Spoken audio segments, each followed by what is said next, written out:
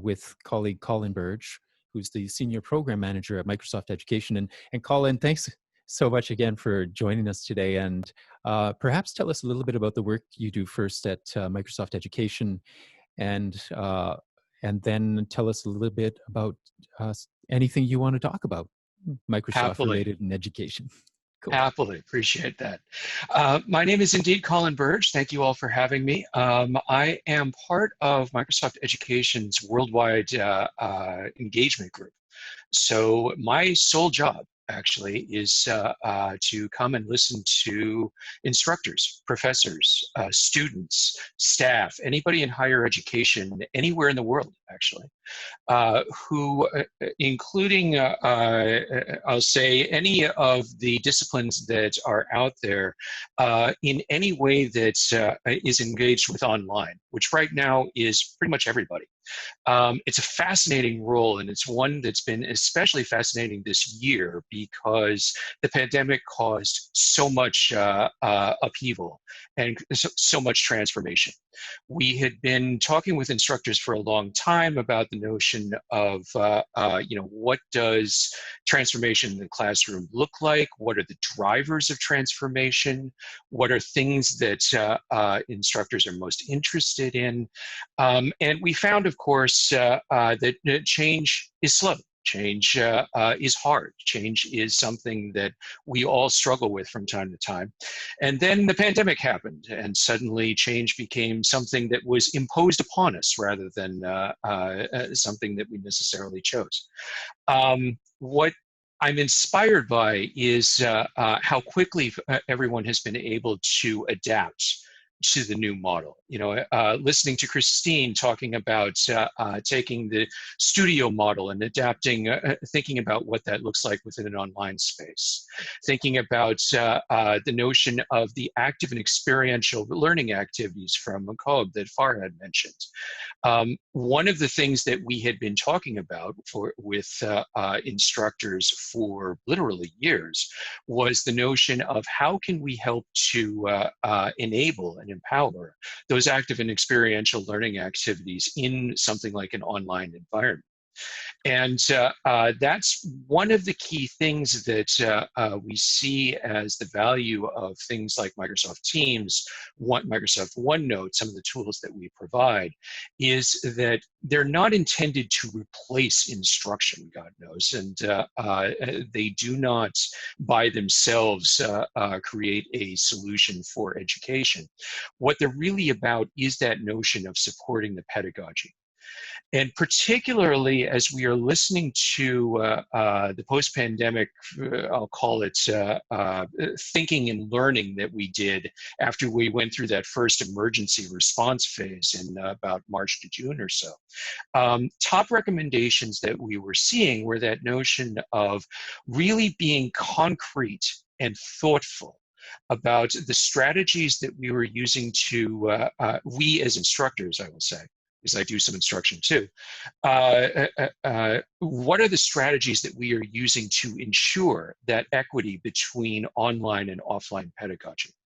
And how do we transition seamlessly between those two models, particularly in the model that we're kind of heading to in the fall, we think, which is going to, in many places, look more like a hybrid learning model. Folks might be in the classroom one week, might not be in the classroom the next week. Might be able to participate in a particular activity, might not. So we see a lot of our mission, Microsoft's mission, as empowering a bunch of those pieces. Particularly what we're interested in is driving student engagement.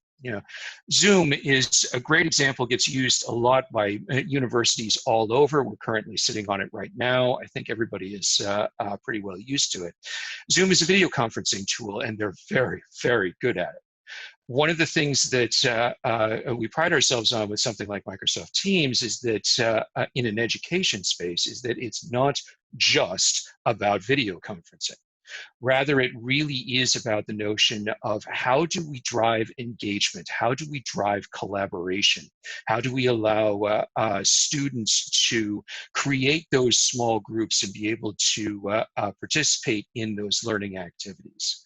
How do we find ways where instead of multiple chats like Farhad was showing, what if we could organize some of those and make them searchable and make them into something that it allows for continuity of instruction and continuity of conversation across a range of groups, across a range of classes, across a geographical range, whatever that might be. One of the things that we saw in the spring was, as you can imagine, we had just tremendous rocket ship level growth in the use of Microsoft Teams in education and across commercial as well. That meant that we learned a ton because we got so many questions, all the questions, so much feedback, so many good points made about what were the improvements that we needed to make in order to drive that engagement, in order to get away from passively watching lectures and instead actively participating in conversations. And it was everything from, how do we make sure we can get everybody into a virtual room? So we need bigger meeting sizes. We need to have more people in a group chat. We need a better whiteboard application. We need a way that we can show that experience of being able to share a whiteboard, have multiple people collaborate on that whiteboard. How do we get that working? How do I check in with my students, right? It's windows with the face are great, but they're kind of small. It's harder to see, is everybody engaged? Are we feeling pretty good this morning? Was this a bad day? What does this look like? So we're thinking about, we're past the thinking stage, putting a emotional reflection app as one of the things that's available for instructors and instruction. And there's a great deal more stuff that's coming on the pipe and available as well. I will summarize by saying that really there's two things that I want everybody to take away from this conversation. One is this notion of we're learning too. Farhad talked about the notion of practicing radical honesty and looking for those teachable moments. For Microsoft, this entire last 6 months has been one long series of teachable moments. As we think through what does online instruction look like in the modern world? What does hybrid instruction look like? How do we understand how we can help enable that? And we expect that to continue. So I'm very, very interested in the feedback and thinking and the goals and strategies that all of you are developing in this space. And then the second thing is, of course, we have a portfolio. We have a suite of tools that are out there that are about that collaboration, about organizing the classroom, about organizing research work for those of us who are doing research, about being able to really bring people together in this world where we're not all in the same building, in the same space, possibly even in the same city or province. And so I am more than happy to go into detail or answer questions about, based on the concerns that you have or the gaps that you see, what it is that we can go ahead and provide. Awesome. Thank you so much for having me. Thanks very much, Colin. That's great. And before we move on, I just wanted to add that part of that listening with Microsoft Teams, that Microsoft has listened to UBC, which is fantastic. And on August 17th, I believe that Teams will be launching here at UBC as a university-wide initiative, which is great. I've especially considering that Microsoft has truly listened to the aspect of privacy with data, which is of concern not just to UBC, but to all universities, all educational institutions, and beyond that. So I'm excited because I've been engaged with using and leveraging different social channels in the past for persistent communication at a distance with my students. And over the past 3 years, I can tell you the story with a specific social channel that shall not be named. Um, uh, and, I wish it had been Teams at the time, but anyway, what I had noticed was over the past 3 years, a dramatic increase in the use of social channels to enable more of a persistent back and forth with my students. So I'm a fond supporter of the use of social channels. So I'm very happy that Teams will be university-wide. Now I have to, there's a caveat here, otherwise Saeed will interrupt me, but I know that it's official for all faculty and staff middle of August, and they're working now actively on the students' integration as well with CWL logins and all of that technicality that UBC has to have. So that, to me, that's great news.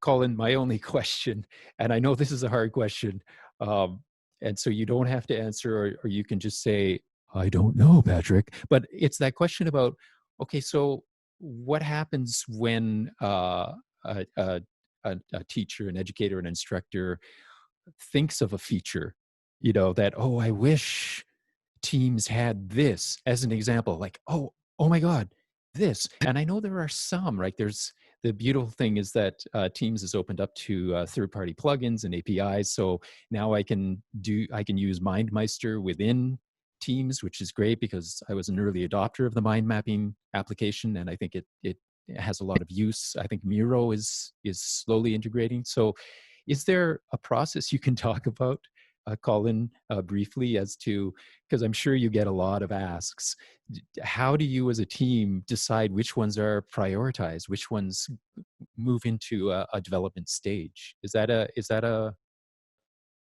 fair question? It's a great question. Okay. No, it's a very good question, and it's not as complex as it may sound. So I'll preface this by saying that you just described Teams very well. Teams is a platform. The functionality that we're talking about is not just about what is baked in within Teams or what is Microsoft providing, but there are so many solutions and apps that are out there that provide really best in breed solutions for individual problems that we're just never going to get to. Mind mapping is a great example, right? I do not expect that Teams is going to create a native mind mapping app because there are really good ones out there. The goal would be to make sure that we're working with those app developers to make that available within Teams. So there's two pieces there. One is thinking about what is your favorite solution? What are the things that are already out there? And talking to them and getting them to talk to us about, could you, can you guys get enabled with Microsoft Teams? We have lots and lots of resources available for app developers who want to get into Teams. Sometimes it takes customers like you or instructors like you to go to those app developers and say, hey, we use Teams. I'd really like to go ahead and make this happen. And then we can go have the conversation with them separately. For the Microsoft stuff specifically, I will put this into the chat in a few minutes. There is a site called User Voice, which is one that allows for a collection of suggestions or things that you would like to see within Teams. And we have one that, or any of the Microsoft apps. We have a very specific set of User Voice stuff that is for educators, for instructors, as well as for other kinds of customers as well. The app teams look at user voice. It's one of those things that's maybe a little hard to tell, and I feel badly about this from outside. We are literally looking at these about once a week, if not more often, of what's been upvoted, what are the things that people are asking us about, what are the comments that are coming in, what are the things that we see. And Cool. so that user voice is an absolutely wonderful way of making yourself heard and getting others to weigh in on the same topic to add their voices to yours in getting new features up and running. That's great. Yeah, thanks so much. That's a great share.